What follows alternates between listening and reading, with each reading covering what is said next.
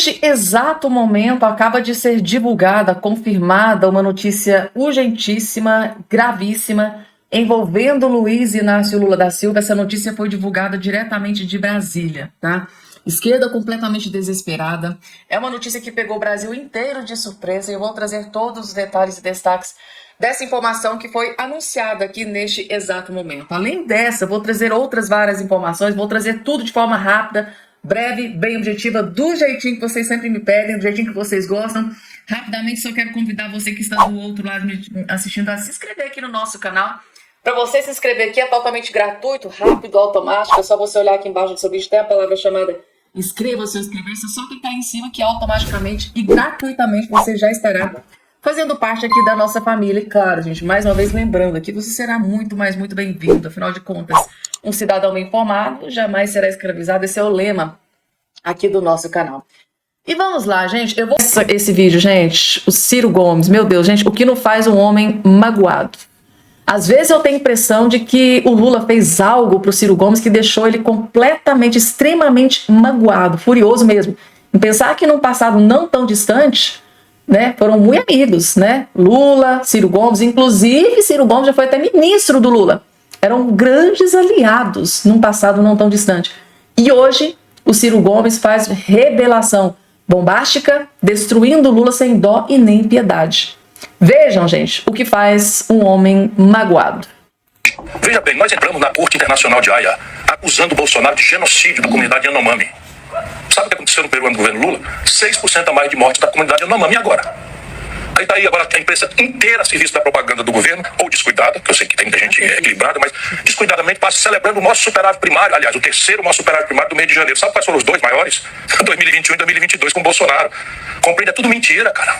Tudo mentira. A economia brasileira está paralisada, está estagnada. Qual é o projeto para a Amazônia de reconversão produtiva? Como é que nós vamos ensinar para as pessoas que só sabem desmatar para fazer mineração, desmatar para tirar madeira, desmatar para criar gado, desmatar para plantar?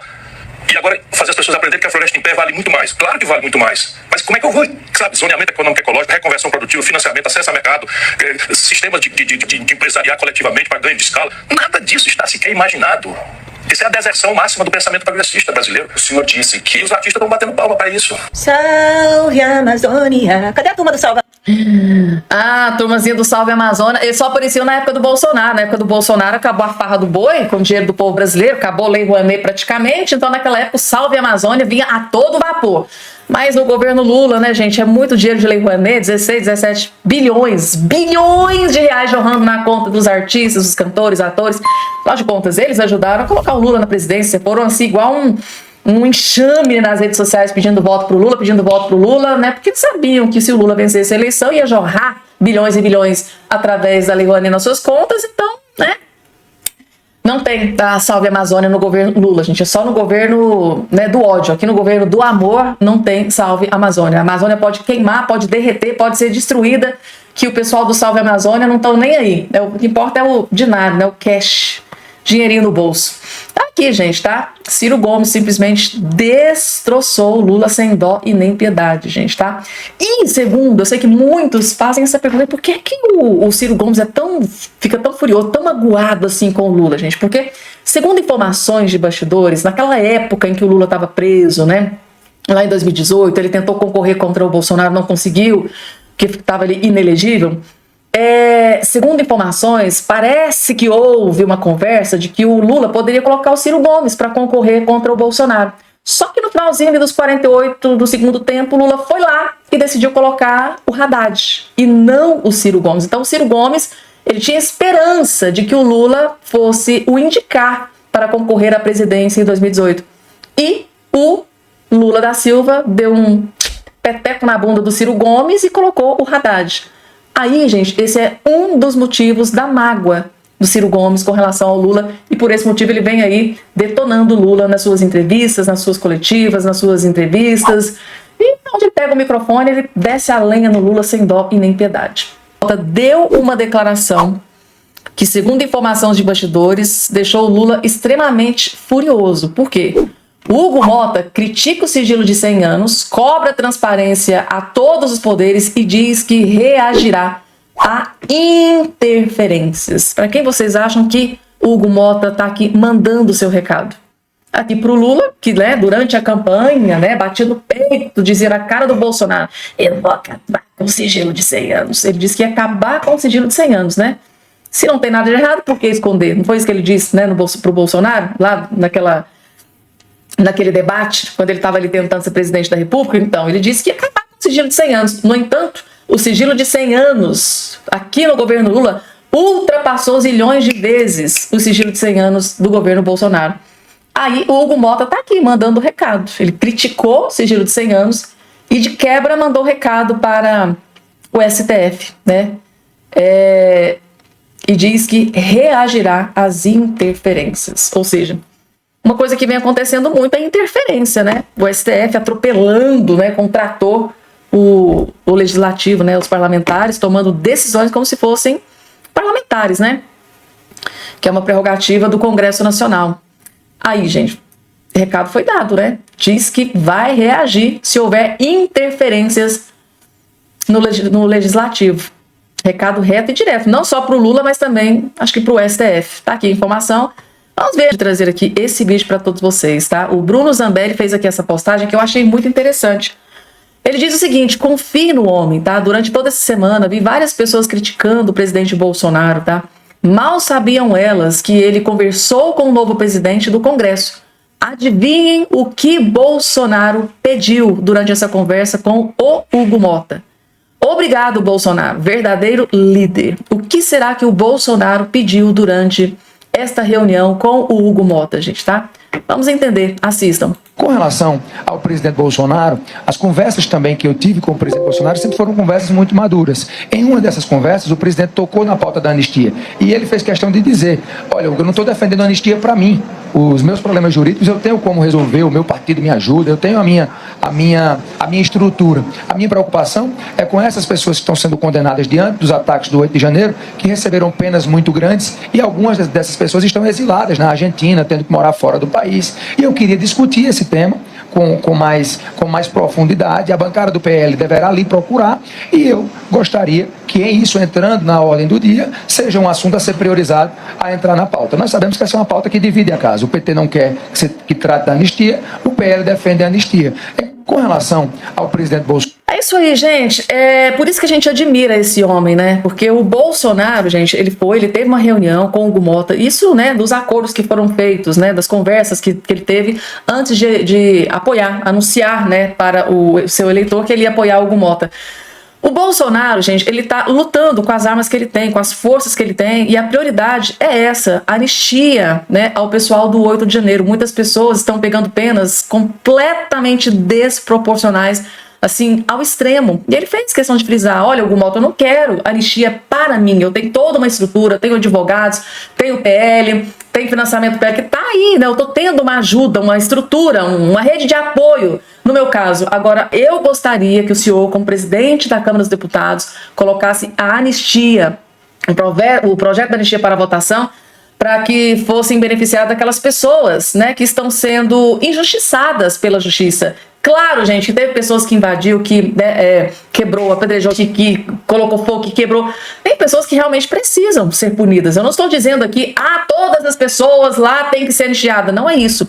Mas que todas as pessoas sejam julgadas, né, de forma individual, principalmente aqueles casos mais graves, e que sejam penas proporcionais. Não essa tragédia que está sendo anunciada aí pelo STF com relação a essa questão dos condenados do 8 de janeiro, gente. Então, assim, eu já deixei minha opinião aqui, né, para todos vocês. Igual o próprio Bolsonaro disse, tem pessoas que realmente apedrejaram, quebraram. Cada um, né, tem que assumir a sua responsabilidade, mas que seja de forma proporcional. Tá aqui, gente, tá? Qual foi o pedido do nosso líder? Anistia ao pessoal do 8 de janeiro, tá? E tem muitos dizendo, eu já vi jornalista, André Sadia, armando aquela puca, mas Bolsonaro quer anistia para ele voltar a se candidatar a presidente da República. Então, o Bolsonaro já deixou isso frisado várias vezes. Eu quero anistia ao pessoal do 8 de janeiro, tá?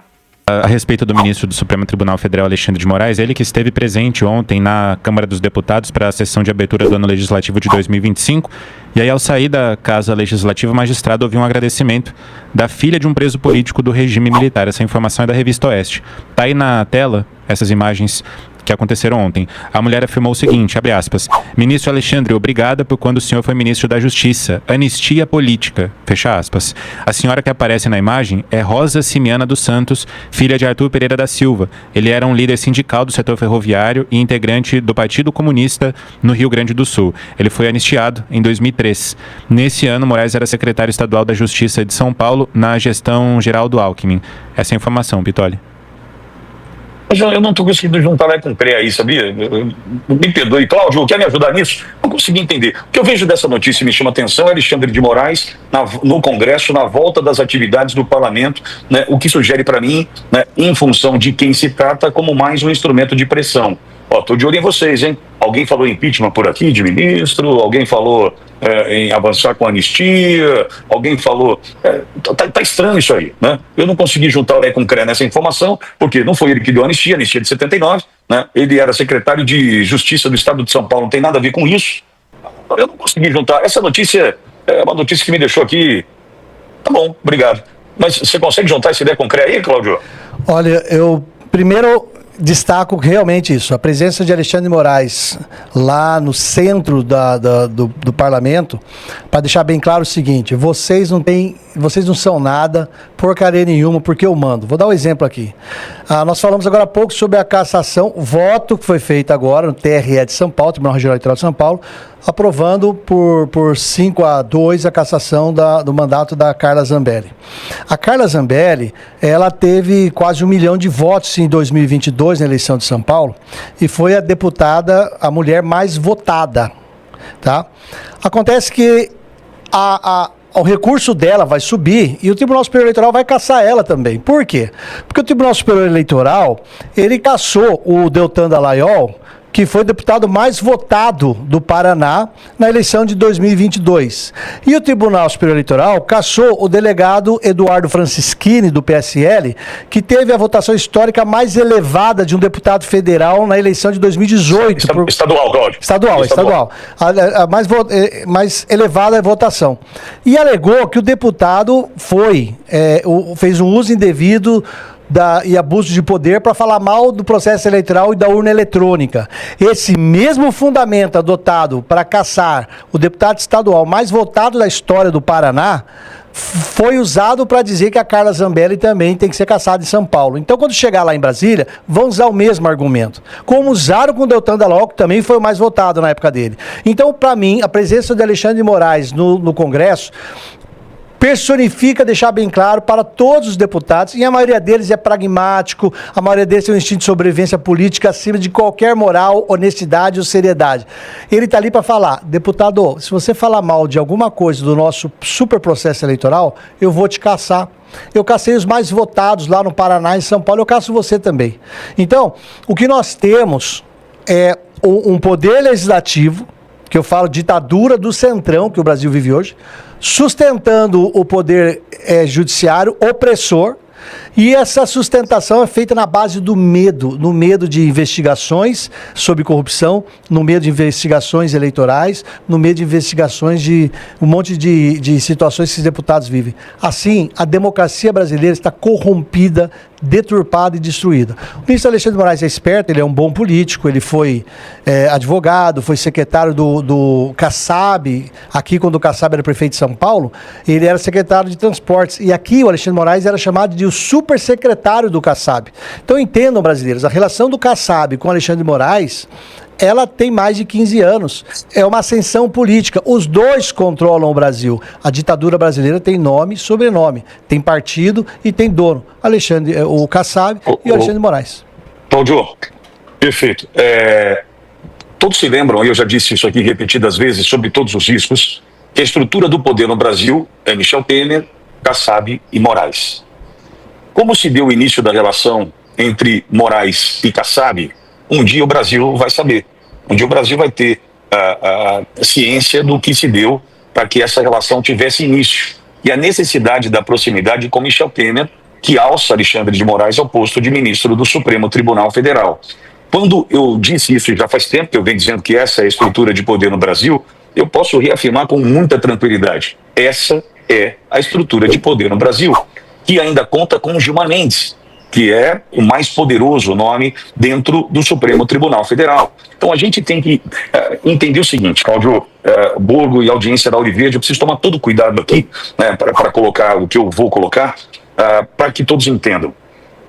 Nós estamos falando de homens falíveis, de homens que se corromperam, de homens que de alguma forma prejudicaram o seu caminho na busca por um objetivo e precisaram que alguém viesse a intervir para que aquilo acontecesse. Por exemplo, eu quero chegar a um ponto, mas para chegar àquele meu objetivo, eu precisei me corromper, eu precisei aceitar favores, eu precisei aceitar aquilo que poderia gerar um atalho para que o meu objetivo fosse cumprido. Eu estou tentando falar de uma maneira cifrada, né, muito aparentemente genérica, mas vai ficar fácil de você entender. Então, esse cidadão aqui tinha um objetivo de chegar do ponto A ao ponto B. Entretanto, no meio desse caminho, ele se corrompeu, no meio desse caminho ele desviou, no meio desse negócio aqui ele tentou criar um atalho para chegar mais rápido ao ponto B.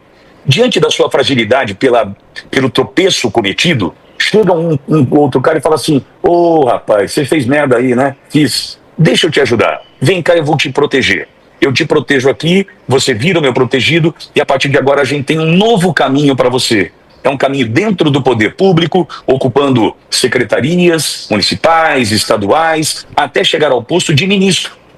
Por quê? Porque a gente sabe que vai ter alguém na condição de vice-presidente da República que vai poder, no momento de impeachment de alguém, te colocar nesse posto e muito provavelmente numa sequência te levar à condição de ministro do Supremo Tribunal Federal. Então veja, a gente está falando de uma estrutura absolutamente corroída, uma estrutura comprometida e que faz com que os ajustes, os acertos, os favores tragam ou deixem o Brasil, né, façam com que nós estejamos vivendo este momento nesse país tão abençoado.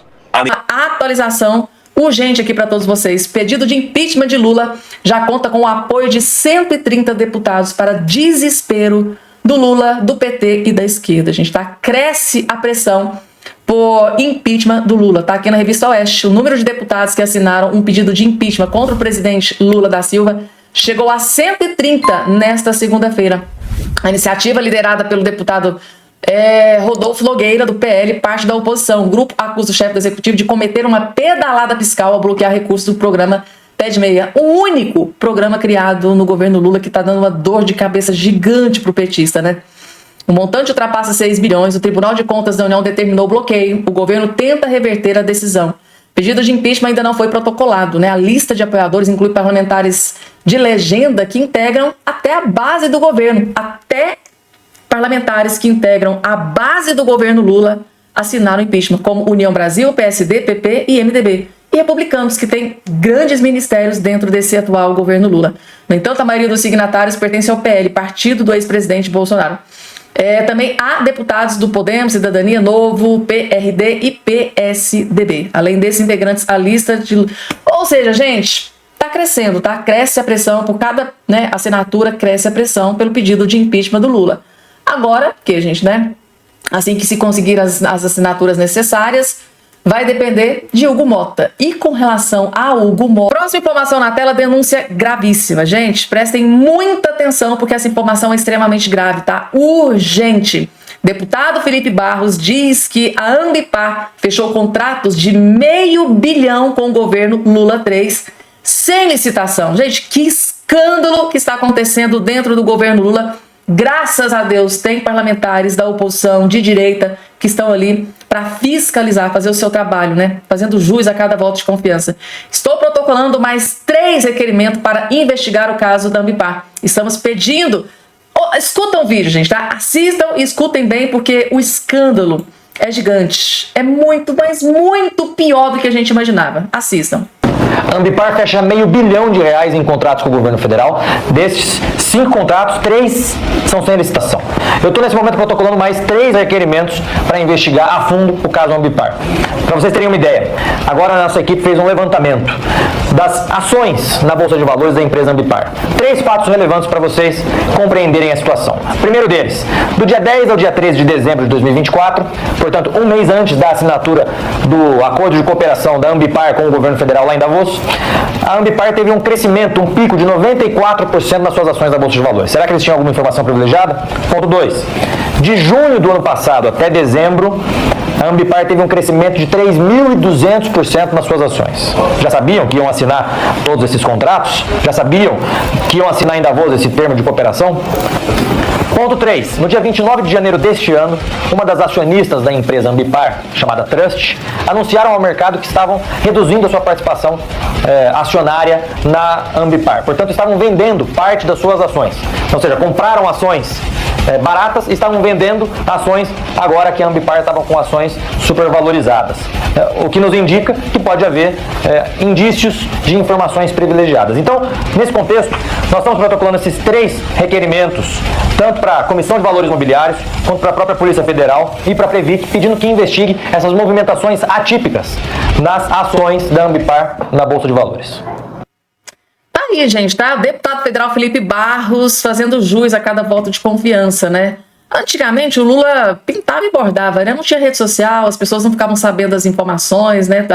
As informações eram absorvidas através do Grupo Globo, né? Principalmente Rede Globo, pintava e bordava, falava o que queria, distorcia as informações, divulgava um monte de fake news para fazer malabarismo, para tentar livrar a cara do Lula. Só que hoje tem a rede social e nós estamos aqui para revelar todas as informações, todos os escândalos, possíveis escândalos divulgados de dentro do governo Lula, gente, tá? Isso aqui, ó, licitação, gente, tá? De R$500 bilhão, né, do governo Lula. Se fosse há 15 anos atrás, ia continuar acontecendo, à torta e à direita. Não é à toa que aconteceu o escândalo do Mensalão, o maior escândalo de corrupção, da Lava Jato, Petrobras. Naquela época não tinha rede social, muitas pessoas nem sabiam o que estava acontecendo. Hoje, a coisa mudou completamente. E é o desespero do Lula. É o acesso que o eleitor brasileiro hoje tem às redes sociais, que faz com que o cidadão hoje fique bem informado, que leva o Lula ao desespero. Porque não adianta o Lula tentar fazer as suas murucutaias, as suas falcatruas, as corrupções, porque hoje as informações são reveladas para o Brasil e para o mundo inteiro, tá? Mesmo sendo assim, o Lula ainda consegue uma coisinha ou outra. Imagina se não tivesse hoje essa expansão nas redes sociais, o que o Lula não estaria fazendo.